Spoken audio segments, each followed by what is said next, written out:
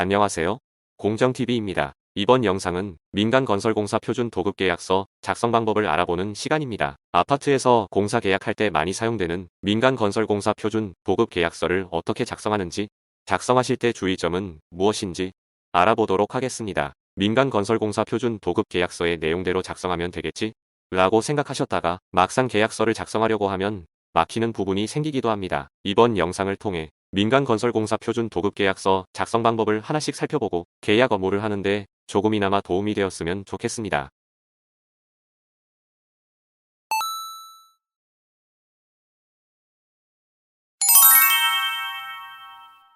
민간건설공사 표준 도급계약서에 대해 알아보겠습니다. 국토교통부에서 배포한 민간건설공사 표준 도급계약서는 국가를 당사자로 하는 계약에 관한 법률을 준용하고 있어 관급공사 및 민간공사 등이 건설공사 계약에 사용할 수 있습니다. 민간건설공사 표준도급계약서 작성 방법에 대해 말씀드리도록 하겠습니다. 민간건설공사 표준도급계약서는 화면과 같이 1항부터 14항까지의 순번에 따라 작성하시게 됩니다. 민간건설 표준 도급계약서 작성 방법을 순번에 따라 하나씩 설명드리도록 하겠습니다.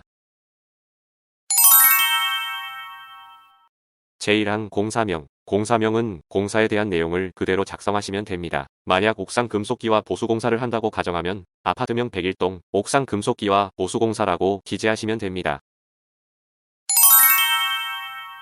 제2항 공사장소. 공사장소의 주소를 적으시면 되는데 아파트 단지 내에서 공사를 하게 되므로 아파트 주소를 기재하시면 됩니다.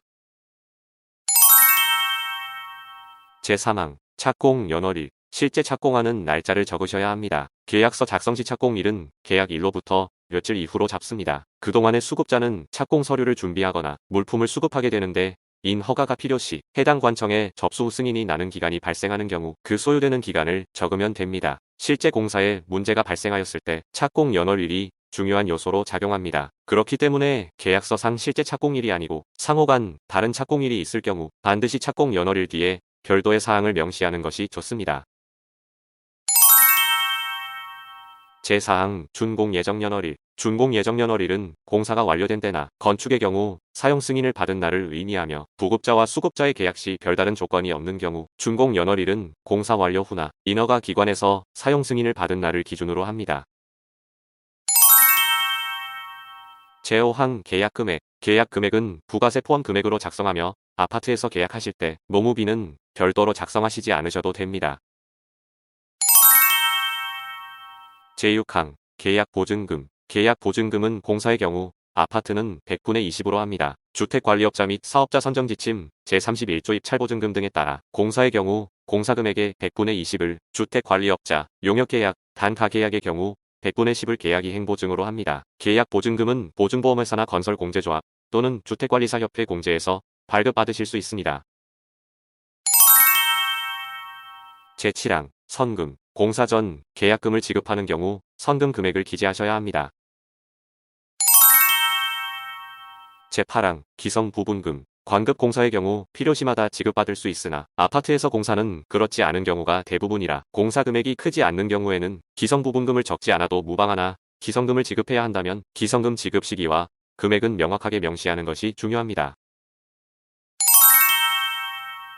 제9항 지급자재의 품목 및 수량. 도급인이 자재를 지급하고 수급자는 시공만 할 때 작성되는 항목입니다. 만약 자재를 지급하는 공사일 경우에는 자재의 품목과 수량을 별지에 작성하시고 수급자에게 품목 확인을 하고 서명 등을 받으셔야 합니다.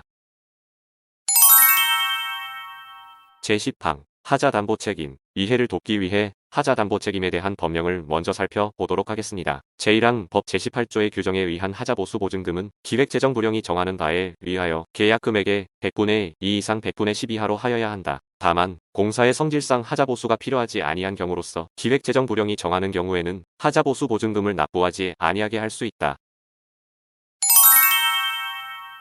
제2항 각 중앙관서의 장 또는 계약 담당 공무원은 제1항의 규정에 의한 하자보수 보증금을 당해 공사의 준공검사 후 그 공사의 대가를 지급하기 전까지 납부하게 하고 제60조의 규정에 의한 하자담보 책임 기간 동안 보관하여야 한다.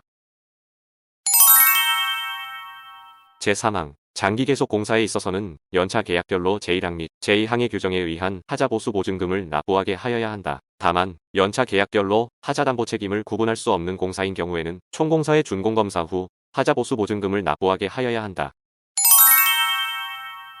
법령에 따른 하자담보에 대한 내용을 살펴보면 공사가 완료가 되고 난 이후 발생한 하자에 대하여 책임을 다하겠다는 내용입니다. 공사 계약 전 별도의 협의가 있으면 협의한 내용을 기재하시고 별도의 협의가 없다면 국가를 당사자로 하는 계약에 관한 법률 시행령을 준용한다라고 기재하시면 됩니다. 하자담보가 필요 없는 공사의 경우 하자담보 기간은 1년으로 하고 하자담보 보증금은 없는 것으로 한다 라고 명시하기도 합니다. 제11항 지체상금률. 지체상금은 준공기한 안에 완료되지 못하고 공사가 지체되었을 때 수급인이 도급인에게 지급하여야 할 금원을 말합니다. 이 부분도 하자담보 책임과 같이 국가를 당사자로 하는 계약에 관한 법률 시행령을 준용한다라고 기재하시면 되며 지체상금률은 만분의 0.5입니다. 제12항 대가 지급 지연이자율. 공사가 완료되거나 기성금을 받기로 한 날 도급인이 지급을 하지 않았을 경우 발생되는 금원을 말합니다. 민간건설공사 표준 도급계약서는 시중은행의 일반 대출 시 적용되는 연체이자율 수준을 감안해 상향 적용할 수 있다 라고 규정이 되어 있습니다. 이를 토대로 협의 후 기재하시면 됩니다. 제13항 기타 하항. 도급인과 수급인의 공사에 대해 협의된 기타 내용을 작성할 수 있습니다. 예를 들어 방수공사를 하였는데 방수 능력을 확인하고 지급하고자 한 경우 비가 와서 방수가 확인이 되면 그때 지급한다와 같이 협의된 내용을 기재하시면 됩니다.